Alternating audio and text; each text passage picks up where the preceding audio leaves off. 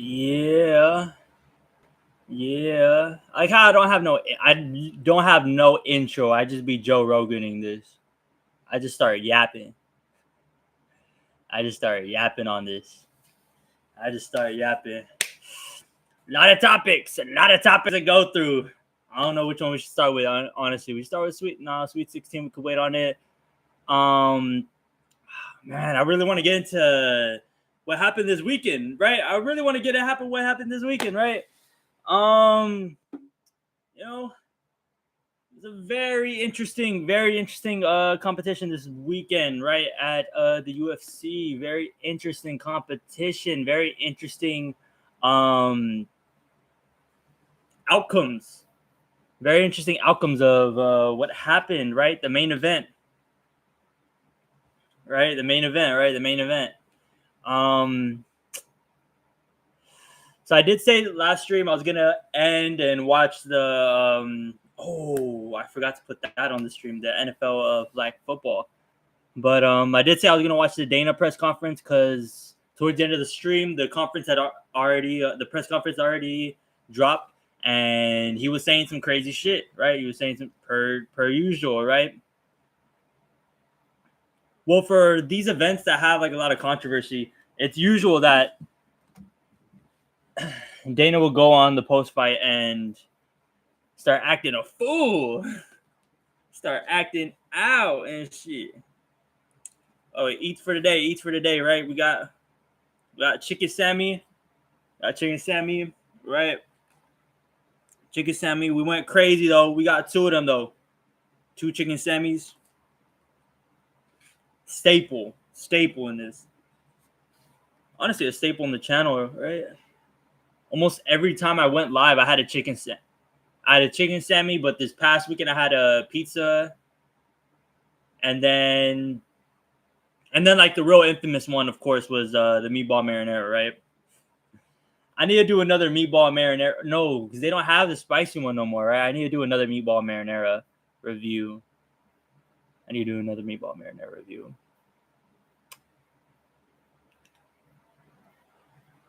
I'm yapping right now because I'm just trying to find the featherweight rankings.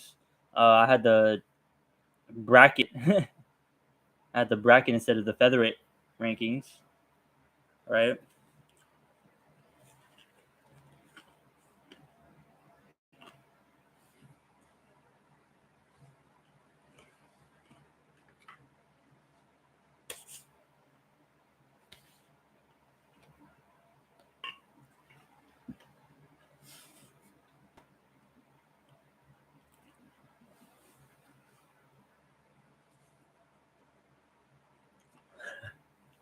Bro, y'all saw that shit, man.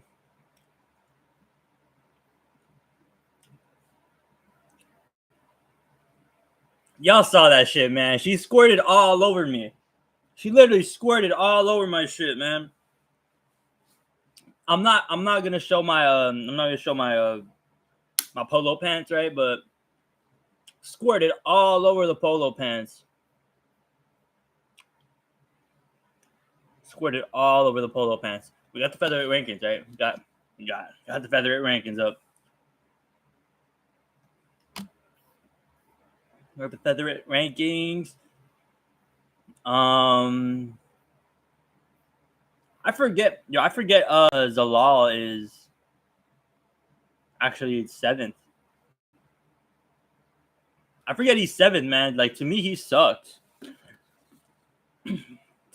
He's not really like it's pretty crazy he's gotten himself this far, but no, he sucks. Anyway, total off topic. We talking about Movsar Evloev and Lerone Murphy, right? Lerone Murphy, he got robbed, right? He got robbed. Not saying he got robbed in the sense of he won. He got robbed of a draw, right? His second draw, right? Lerone Murphy fights for draws, right? Fights for decisions, right? Right. No, it'd be tomorrow that we'd find out, right? Well, I don't know, because Dana announced like he cut Mokaev like immediately after the fight, he said, "Oh no, he's cut. He's cut. He's removed from the roster. Right? He's cut." We should have removed both of these decision merchants from the rank. We should have removed them from the roster, Evloev and Murphy. And like what I'm about to say here, it's gonna totally contradict that. But the whole grand scheme of it, right? Evloev and Murphy, they gotta kick rocks, right? They both gotta kick rocks. They both gotta kick rocks. Right? They're two of the top 3 fighters in the world at featherweight, right?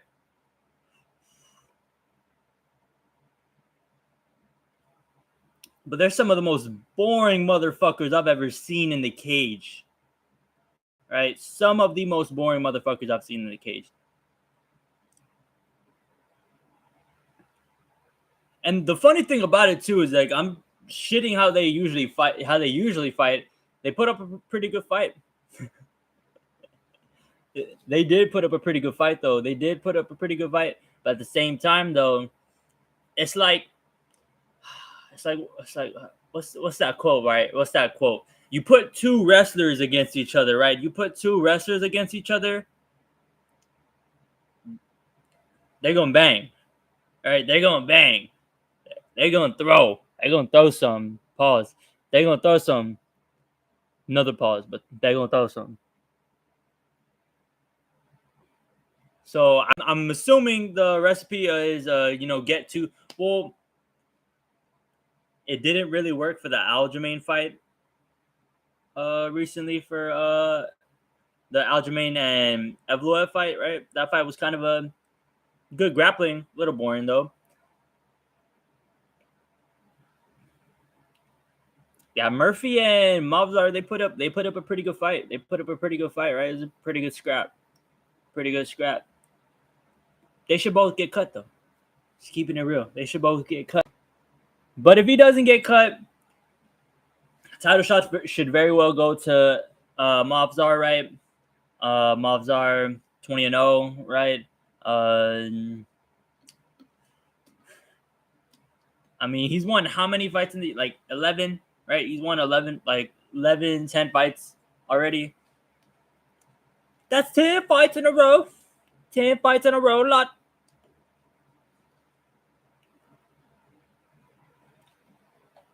Yeah, no, Mavzar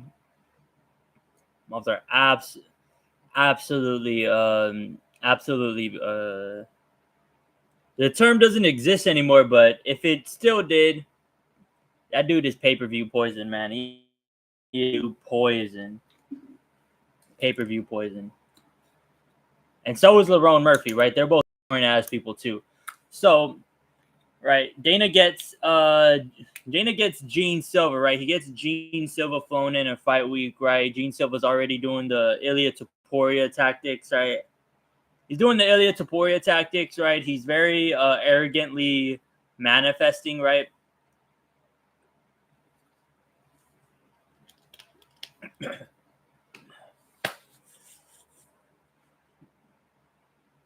I'm gonna, bro. I almost choked on some water, right? I almost coughed, bro. I had to lock in. Like I looked at my is you gonna cough? Is you gonna cough? So, yeah, G Silva gets flown in, right? Jew, right? Gene Silva, just what it is, right? Gene Silva gets flown in. He very close to the cage, right? Watching the fights, right? And so besides the whole conspiracy theory that I'm about to get into, what was the purpose of Gene Silva even showing up to the fight, right? What was the purpose of them flying him in, right? Because they flew him in. They flew him in, right? And usually they do that to set up the next fight, right?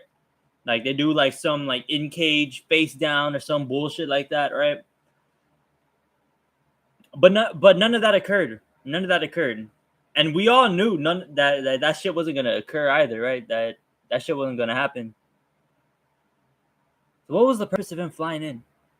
right? That's what's kind of bugging me, right?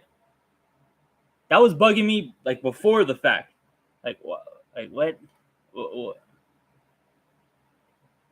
what was the reasoning beyond that? So he by all means though, he watches the fight, right? And fight should have been a draw, right? It's like none of them. Ultimately, it seemed like they both weren't trying, like they weren't fighting to win, right? They weren't really fighting to win, right? And usually, and we don't like that, right? We don't like fighters who just fight for wins, but that's all these two motherfuckers do. That's all these motherfuckers do is just fight for wins, right? Like Izzy, right? Like he doesn't. We don't see the KOs no more, right? We don't see the highlights no more of Izzy, right? Because he's just fighting to win, right? Not a bad thing, right? Like you fight to win, right? Some people fight for entertainment, right? Some people fight for entertainment, right? Some people want to get highlights and shit, right? Or go for the highlights, right?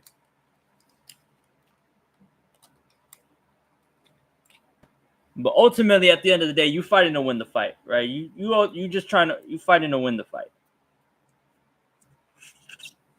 And those two, Lerone Murphy and Movsar Evloev, the epitome of fighting to win the fight, right?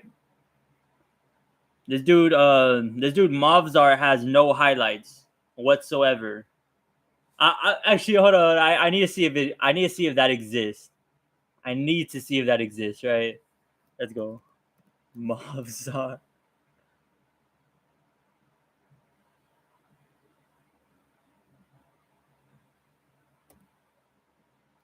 It's weird.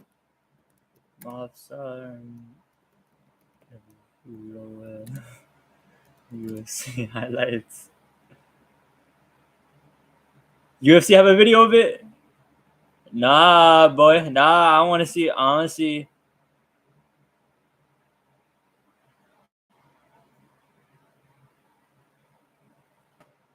All right. Okay. So I searched up Movsar Evloev UFC highlights, right? And the first couple of ones is gonna come up from UFC London, right?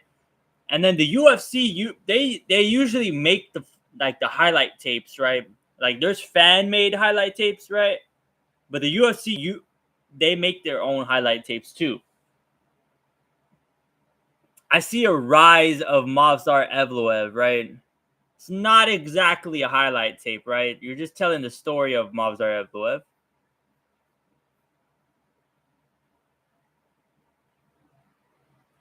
The first highlight tape, like legit highlight tape, right? Not just of a fight, right? Not just of a fight. The first legit highlight tape I see of him is from MMA Freaks. The shit has 7K, right? The shit has 7K. I would kill for 7K, by the way. But me getting 7K is different from like a UFC fighter's highlight tape getting 7K.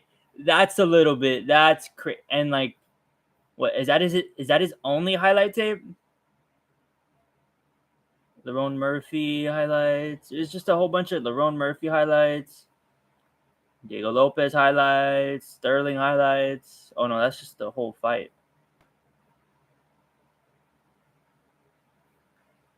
Dan Ige highlights. Oh, okay, we got another one from Fight Club 58, 2.7K. Yeah. So basically, right? Again, would love 2.75K, but as a UFC fighter, you're the number one ranked featherweight in the world. Your UFC highlight tape. You're getting 7K views. You're getting 2.7K views, right? I can almost guarantee every single one of these.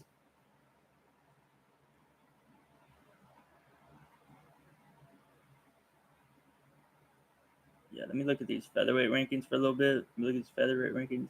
Oh yeah, for sure. Yeah, for sure. Honestly, yeah. if you were to heavyweight, if you look at the rankings right now, I guarantee you, everybody that's in the rankings, they have a highlight tape that has more than 10K views, right? And Mavzar can't even crack 7. He can't even surpass 7, right? That's tough. That is so tough. That's tough.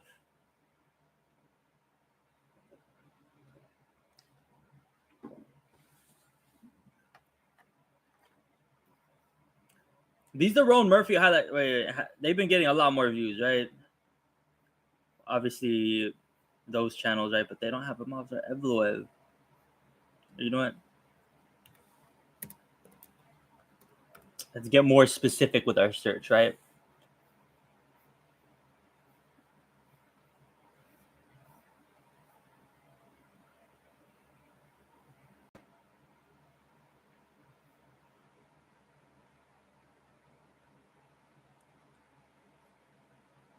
Is this a? Oh, no, that's 23 seconds.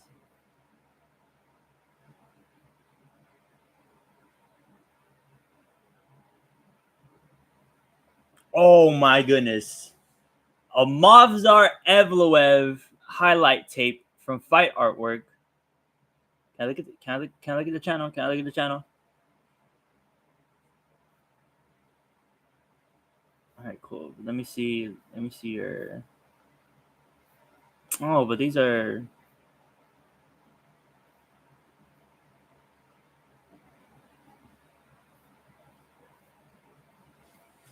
All right, yeah, from Fight Artwork, right? From Fight Artwork, they do a lot of UFC highlight tapes. They should be. I'm not gonna lie, they should be up. Actually, they should be up. So they released a Mavzar Evloev highlight tape, right? Not that long ago, and 138 views. 138 views. I I don't want to say too much about that, but like almost a couple of days before that, they released a highlight tape for Sam Hughes, and Sam Hughes gets 350 views. Sam Hughes, right? Female MMA fighter. I'm not trying to be sexist, but I'm just saying the females, it's a different level with the males in the terms of combat sports, right?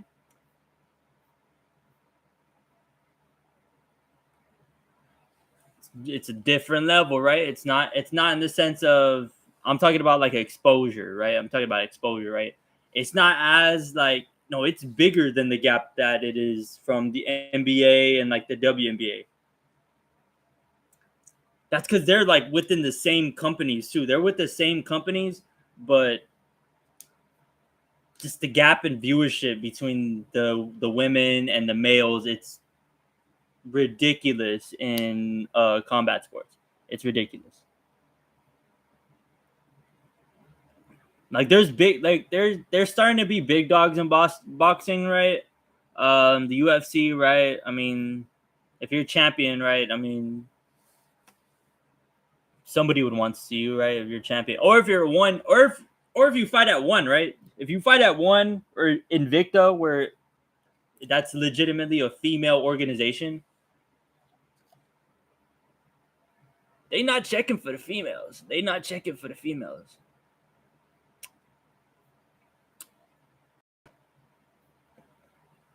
So yeah, this dude Mavzar Evloev can't even crack WMMA numbers, right? He can't crack the WMMA numbers.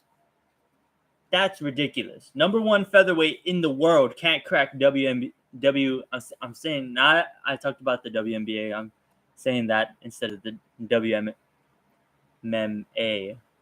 WMMAs.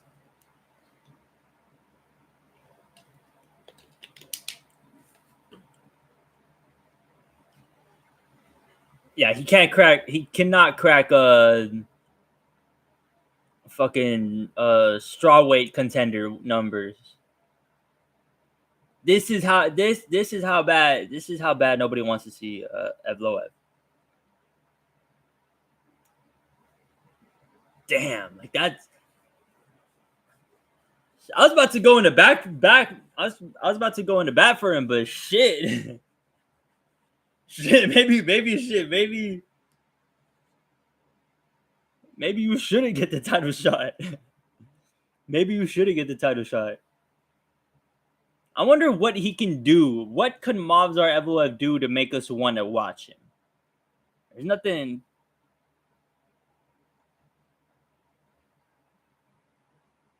What can he do to make he gotta stream or something? He gotta do more. He gotta do more Sneeko streams.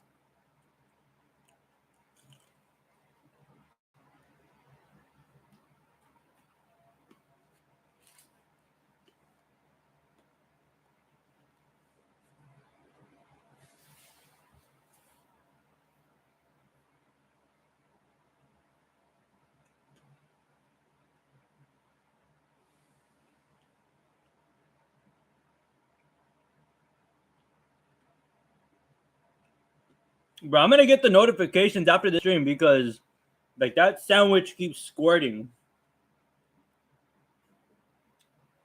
Like, that sandwich legit keeps squirting all over the place.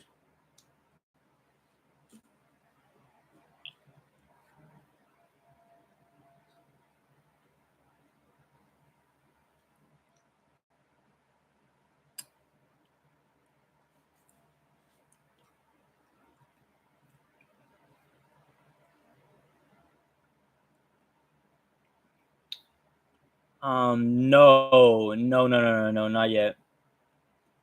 I'll probably do it after the UFC rant. Actually, I'll probably do it after the UFC rant. So actually, I'll just wrap this shit up, right? Because I didn't even get to the Dana press conference yet. So, yeah, Evloev, poison, right? Poison wins, controversial win, but he wins, and it's crazy too because like you look online, right, and you see like the people talking about this fight, and almost everybody you see talk about this fight, you only hear two things. You only hear one of two things.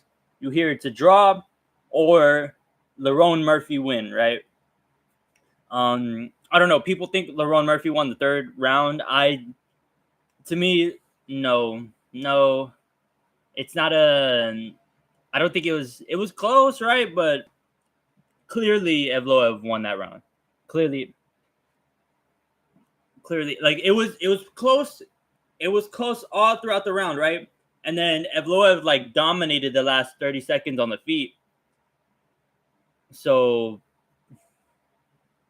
clearly he won. Like clearly he won that round. It's very to me that's a little stupid, but I mean, all right, yeah, sure, whatever.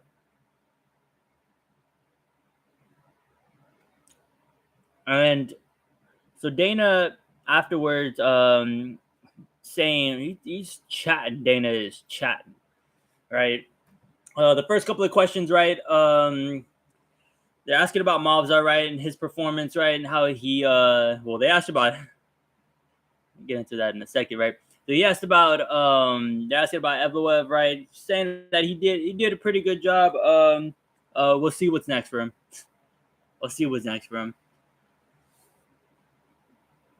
After not only did Volk called for Evloev, right? Volk called for Evloev.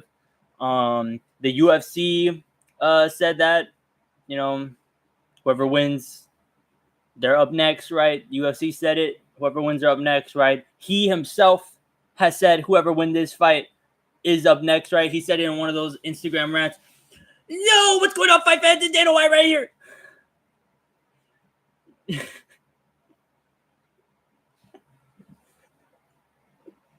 I need to get a bald cap. I need to get a bald cap for so I can imitate this fuck. Yo, what's going on, fight? What's going on, fight fans? It's Dana White here. It's Dana White here announcing the UFC 500 card. Bro, imagine Dana's still up there. All right, my bad. My fault. Evloev, he right. Even LaRon Murphy called for Evloev to get that title shot too. Even the dude that should have won, right? Even he called for him to get the title shot, right? So then Dana, now all of us, now we don't make fights after the fight, right? Now we don't make fights after the fight, right? And then they ask him about Gene Silver, right? They ask him about Gene Silver, right? It's a pretty baity question, right? Because the first guy is asking about this, right? Just because you didn't ask it in your first set of questions, you come back around and you're like, oh right, let's talk about Gene Silver. Still, the first guy asked it. Gene. Then he did goes on to say that, oh, I mean, like Gene, I mean, very fun kid. I mean, like, we'll announce it when we have it, right? They ask him, is he getting the title shot? We'll announce it when we have it.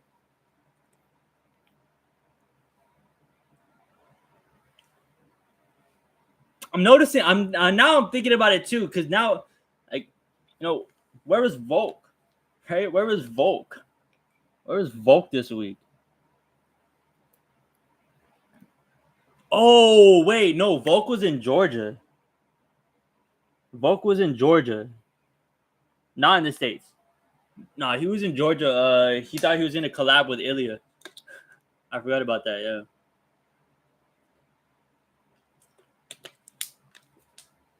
I forgot what he said, what happened, but yeah, he said he was in a collab with Ilya this week.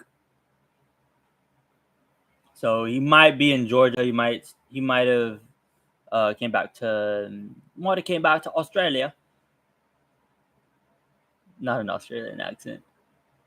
My Australian and my English accents are like very similar.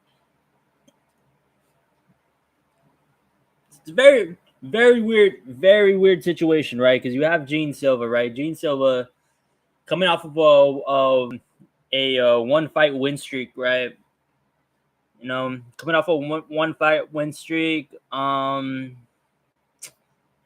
forgot who he fought, because he fought pretty recently, right? He beat Arnold Allen, right? Beat Arnold Allen. I guess Arnold, a one fight win streak against Arnold Allen is title shot worthy, right? Don't get me wrong, Arnold Allen killer, right? But that's what gets us the title shot now in 2026. I mean, it does if the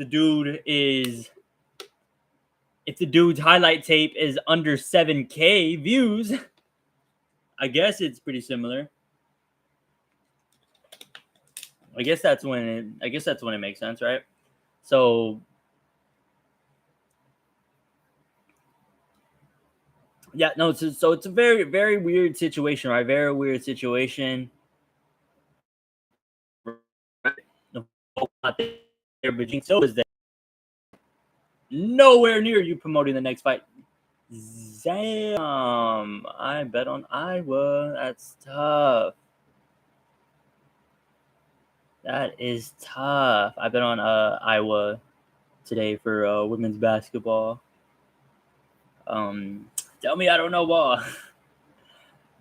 I don't know females. I don't know women's basketball that in depth. Outside the W, right? I do watch a little bit of the W.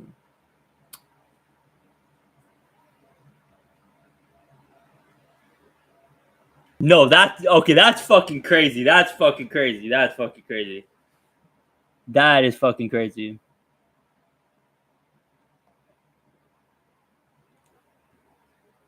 Okay, yeah. All right. So, last thoughts on it, right? Gene Silva, right? Should he get the title shot, right? We broke it down a little bit right now. Maybe he should, man. Maybe he should, right? Maybe he should, man, because Gene Silva, TikTok demon, right? TikTok demon. Jew. A lot of things going for him, right? A lot of things going for him. Fighting nerd, right? Fighting nerd, right? Kind of a fighting nerd fan, right? A little bit of a fighting nerd fan.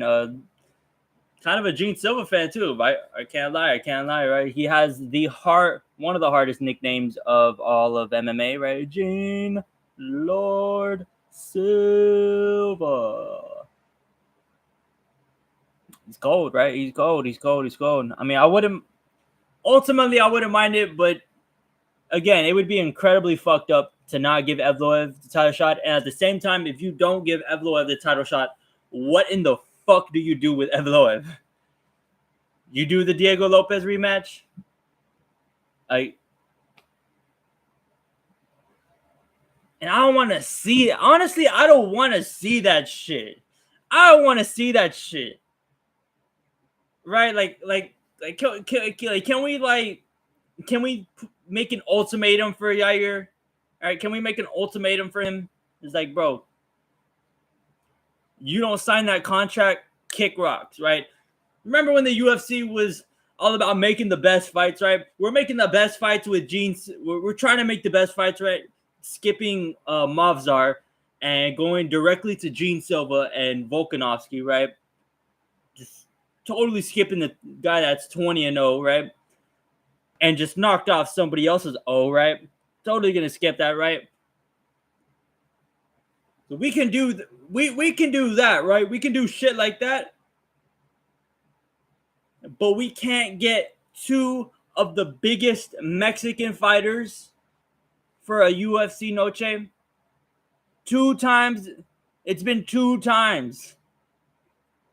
Noche, right? UFC noche that we've been trying to get this shit on. It's been twice. This year's gonna come up, right? I'm pretty sure by then, Diego Lopez isn't gonna be. If he doesn't have a fight right now, he's gonna be fighting around that time, right? Just ultimately, right? Well, he does. I totally forgot about that. Yeah, he's fighting Steve Garcia. Yeah, he's fighting Steve Garcia. Yeah, he is fighting Steve Garcia. I totally forgot about that for a second. He's doing that shit for the White House, right?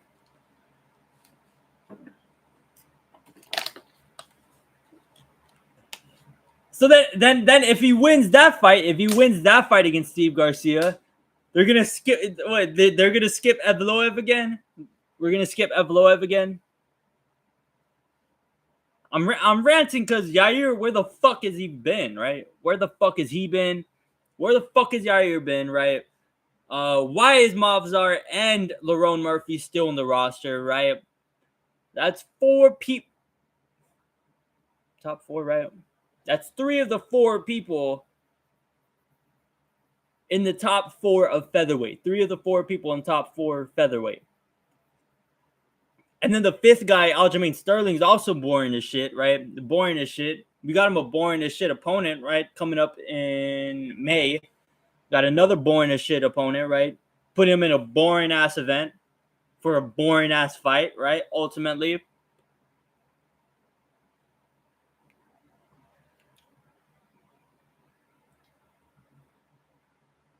I don't know.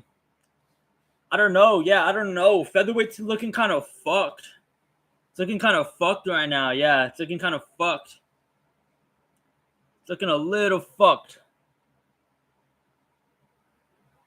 Little fuck. Ultimately, what they need to do, give Movzar the title shot. He loses that fight. Cut him. Cut with your losses. Cut your losses at that point, right? Go win the title at PFL, right? Like, what are we doing here?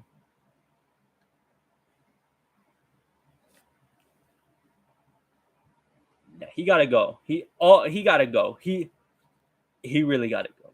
He really gotta go. The other 2 very quick points about the very end, right? About the Dana White press conference, right? He talks about the John Jones situation, right? He ultimately talks about the John Jones situation and how John was throwing a little bitch fit, right? John was throwing a little bitch fit recently, right, on Twitter. Sometimes when John goes on these rants, right, he does sound incredibly feminine, right? Incredibly feminine. I want my title shot. Right. So Dana ultimately is just refuting everything, like if he doesn't know shit, right? He doesn't know shit. But let's break down what John said ultimately. He said that he first said that the UFC lowballed him, right? Lowballed him, right? No, we can go all the way, but we need to go all the way back for the Tom Aspinall ducking, right? The UFC offers John 30 million, right? They offer him 30 million, right? They offer him the 30 million. Ultimately, they're bluffing. This is a total bluff tactic from the UFC to see if John will even take the fight, right? Because that's the whole premise of this thing. John's ducking Tom, right? John didn't take the fight.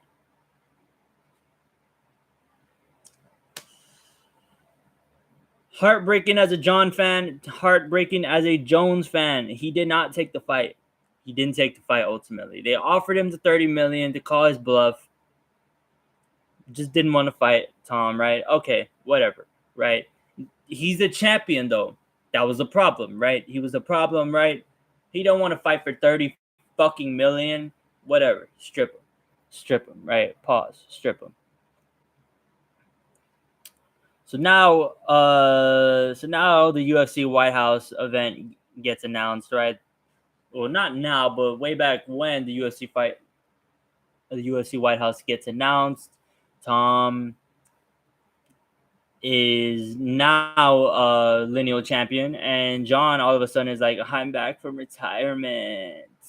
Let's go, UFC. He goes and he starts his bitching immediately. This shit got me a little heated because I'm a John fan, right? He starts his bitching immediately. Was I looking at the camera? I didn't. I hope I was looking at the camera. Starts his bitching immediately that he wants to fight for the wants to fight on the card, right? His first claims is, I'll fight the heavyweight champion. I don't care who it is.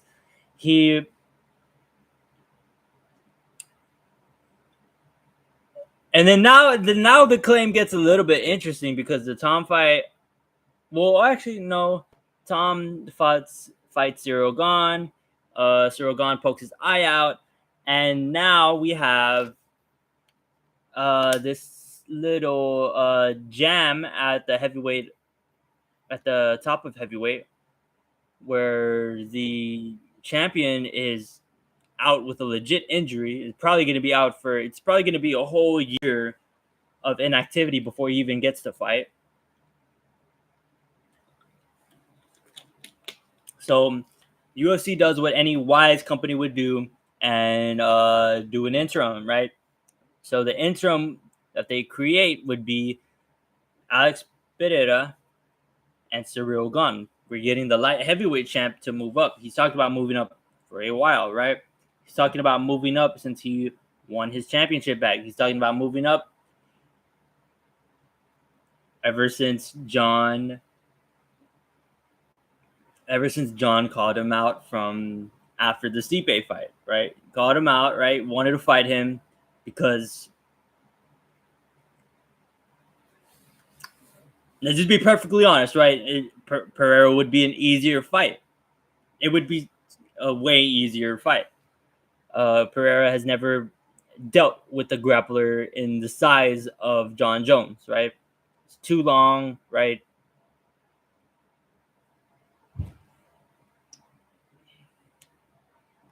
Like the word monkey sounds weird in this scenario, right? But it's what he is in the cage, right? He's he's a very, very dominant grappler, incredibly dominant grappler, right? And he's going up to heavyweight, right? Where the grappling in heavyweight is just totally different than all the other weight classes, right?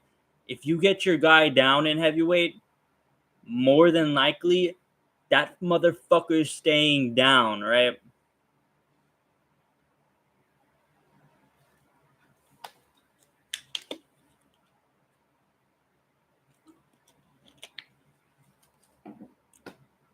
And like John, good close grip, right? Great takedown. So I called him a monkey, right? Close grip, right? Really good. Really good at getting that takedown, right? Double leg. Just like the Khabibs and shit, right? As soon as they do this shit, it's wraps. It's wraps. As soon as John does this shit, it's wraps, right? It's fucking wraps. So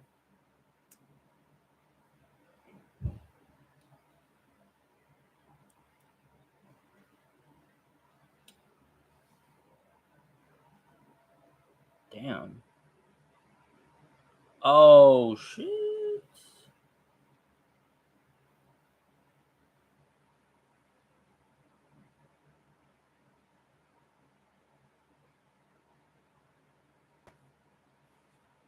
Fuck. X is now down.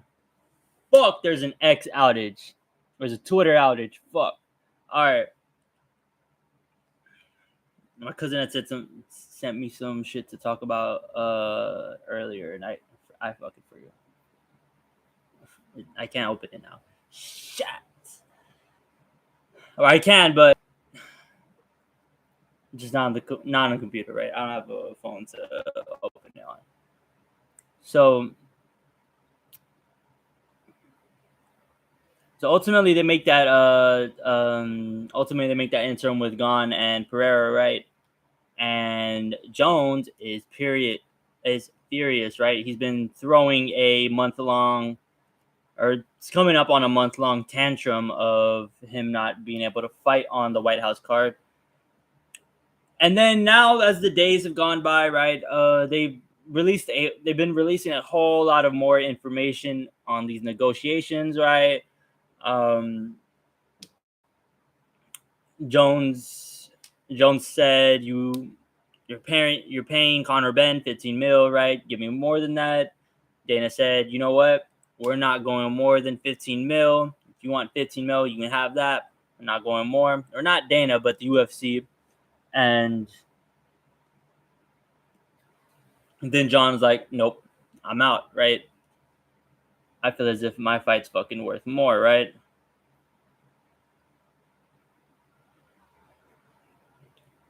Ultimately, John, he doesn't. I think John forgot that he lost all leverage he had. He lost all leverage in vacating the title. He lost all leverage, and he had to do it at that point. He had to do it, but he lost all the leverage he had in negotiations. And I'm pretty sure that was when they offered him the 30 mil. That was before Zuffa. That was before the Zuffa boxing came into fruition. And now that it's they have to pay big money to these boxers, because if they don't pay big money for these boxers, they're gonna go somewhere else, right? They don't have a monopoly like they do with the UFC in MMA, right? It's just what it is.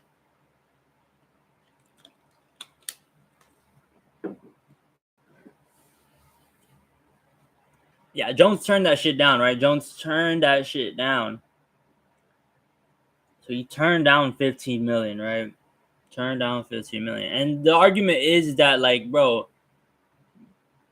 you didn't take 30 million. You didn't take 30 million. What makes you think you're going to get somewhere near 30 million again? Right?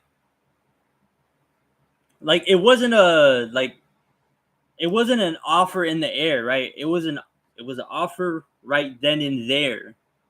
It wasn't an offer in the air. It was an offer right then and there.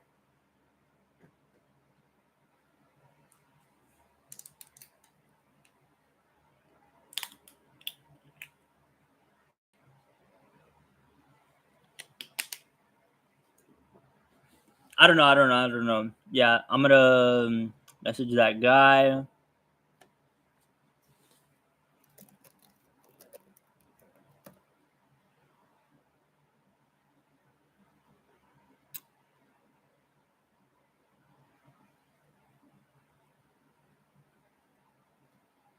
Yeah.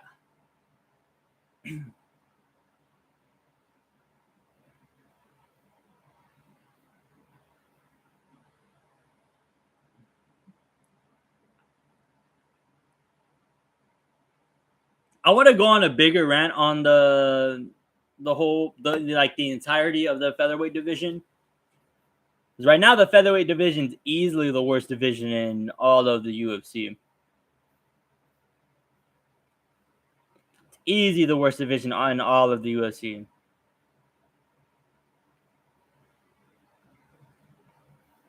Besides probably like women's bantamweight. Besides probably women's bantamweight, the UFC featherweight division is terrible. It's terrible. Oh, wait. Oh, let me see if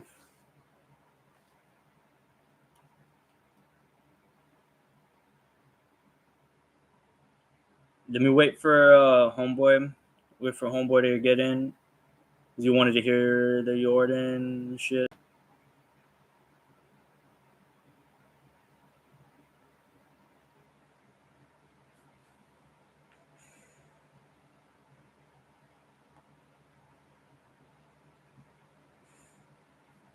I do it.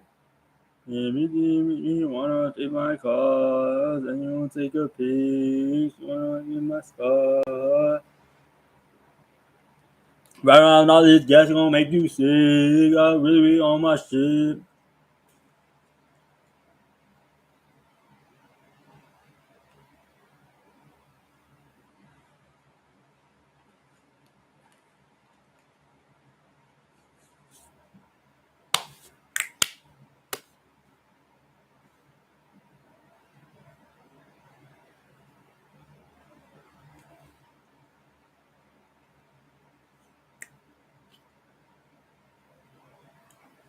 Yerp. Yerp.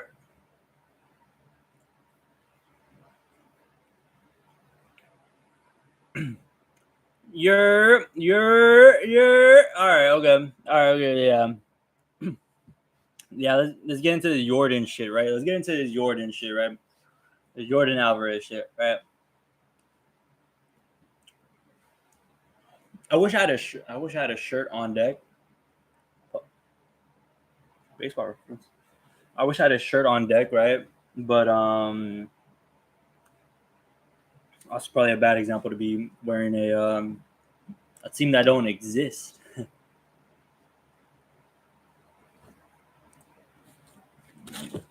Let me get on my little Space City shit, right? Get on my little Space City shit. Oh my word, this hat is. I, damn, I need to recurve this shit. All right, okay. So right, Yordan Alvarez, right? Yordan Alvarez. So this rant wholeheartedly stems from.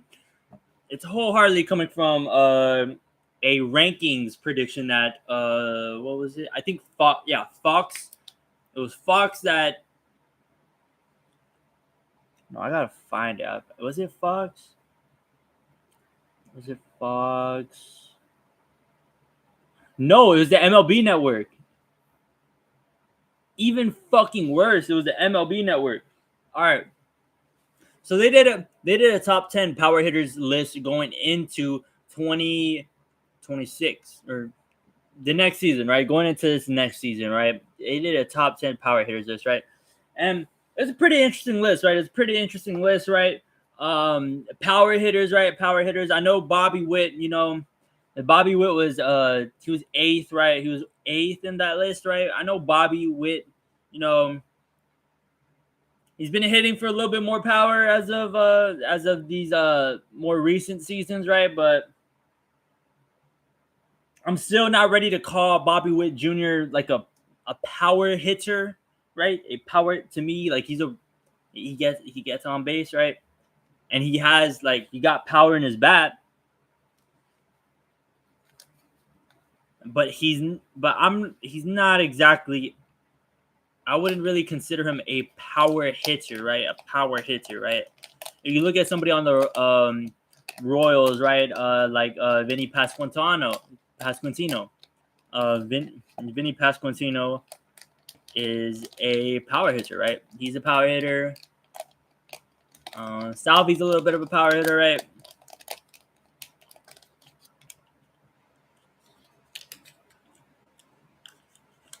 Bobby Witt,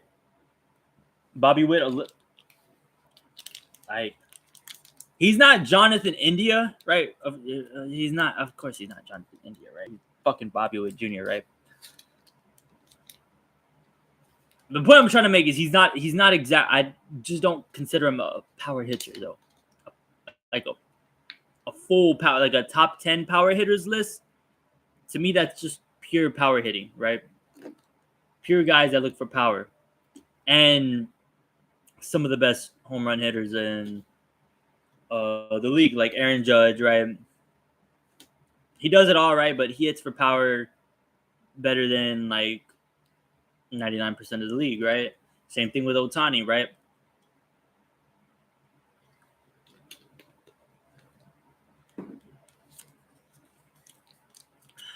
And same thing with my mans from the Houston Astros. Same thing with my man's Yordan Alvarez, right? Yordan this past season had a little bit a healthier season as of late, right? A healthier season. He still played a good amount of games this season. He still missed a whole heck of a lot of games, though, however.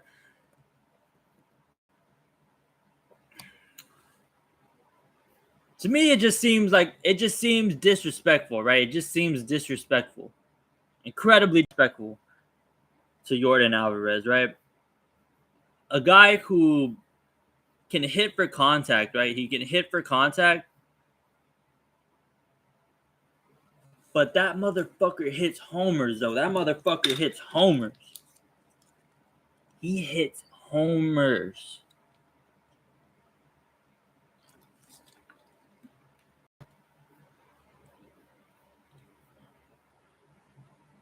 He hits homers. He's fucking 28 still. He's 28 still. And to me what it is that we're disrespecting. We're gonna disrespect a guy who was injured a whole lot last season, right? He was injured a whole lot last season. And then he's healthy right now. What I'm trying to get at is controversial take, right? Controversial take, and it's coming from the heart from a little bit coming from the heart, right? A little bit coming from the heart.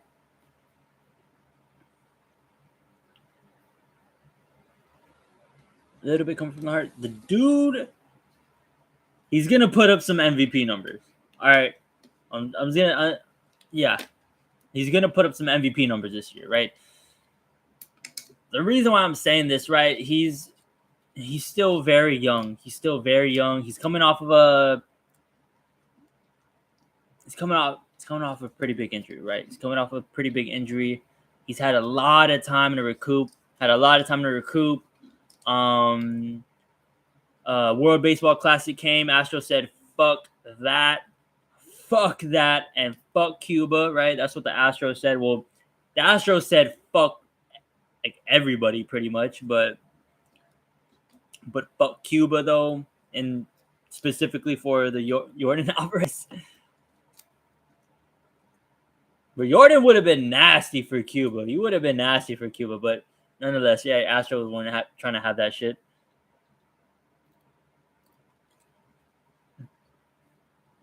And this isn't me saying. This is also me saying that the Astros are going to be really good this year, right? Because I mean, I don't know if we quite answered the questions of well, I don't know how good the answers of the pitching that we tried to make this offseason. And to me, the middle of the lineup is still kind of cooked, right? It's still kind of cooked. We have decent, decent 1 through 4, 1 through 5, right? But after that, it gets really bad, right? It gets really, really bad, right? So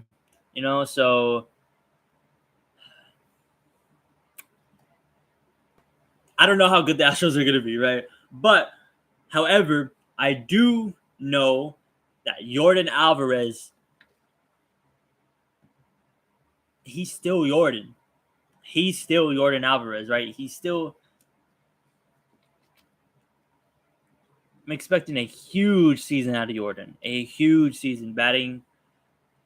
Not just power wise, but expecting that batting average to get up more. I'm expecting the homer department. I'm gonna get the argument is that he's a power hitter. He can't even hit 40 homers, right? Dude hits a shitload of power hitting isn't just homers, right? It's multiple base hits. It's doubles and yes, it's triples, right? His big ass is fast. He's a fast dude, right? You little fast dude. You little fast dude, right? He hit a couple triples, right? He be hitting a couple triples. He hit a lot of doubles though. That's what it is. He hits a lot of doubles. And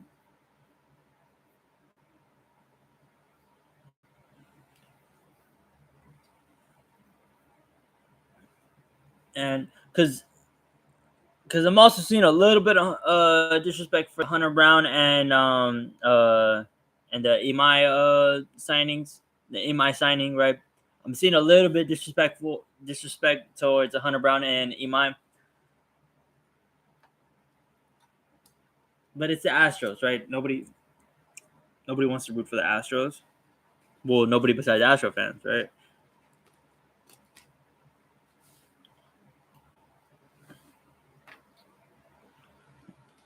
All I'm saying is that we might not be a good team, but we have some really good players that are gonna have some really good seasons on our team this year. Like I think Hater's gonna be back. Oh wait, all right. Let's all right. We now we're chatting. Fuck. Now we're chatting.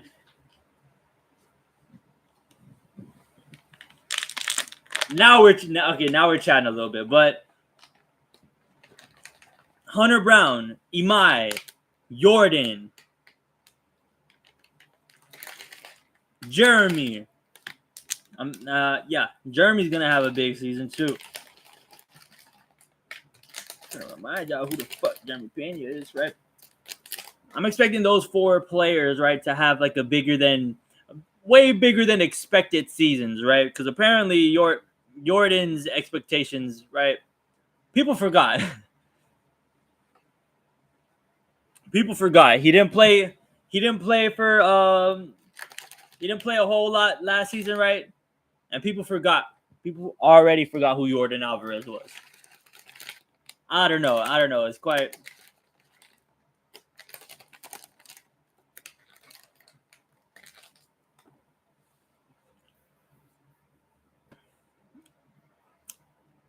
Big time player. I just gotta announce that already before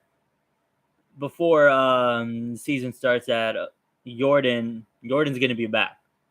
He's gonna be back, and he's gonna be back in that top 3, maybe top 2 MVP. Yeah, maybe be back in that top 2. Remember, this dude was going toe to toe with Ohtani. People forget that. This dude was like not that long ago. He was going toe to toe with Ohtani, right?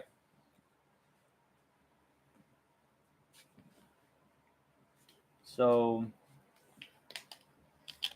it's not like he just got to the Dodgers and started pitching and hitting, right?